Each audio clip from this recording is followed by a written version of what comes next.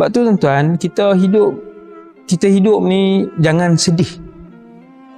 Tak payah sedih sangat, tak payah sedih. Sebab nikmat itu akan berpanjangan dalam syurga insya-Allah. Cuma yang perlu kita usaha berlumba-lumba mendapatkan redha Allah. Nikmat apa lagi yang kita duk digan atas muka bumi Allah yang sementara ni tuan-tuan. Tuan-tuan tengoklah.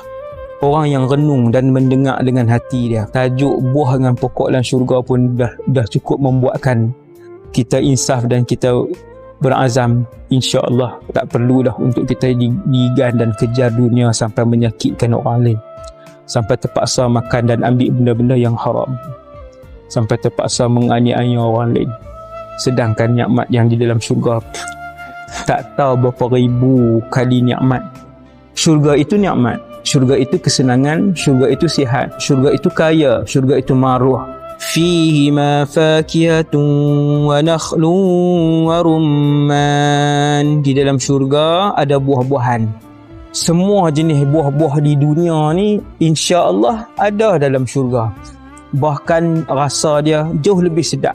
Wa dhullilat, dan ditundukkan, didekatkan, direndahkan ranting-rantingnya. Tadlila, maksudnya bukan rendah tu kena lompat baru dapat. Direndahkan ranting tu sampai terletak di atas telapak tangan. Allah Ta'ala akan tanam kepada dia satu benih pokok dengan satu zikir yang dia sebutkan di dunia ni. Satu pokok ditanam kepada dia di syurga milik beliau nanti insya-Allah.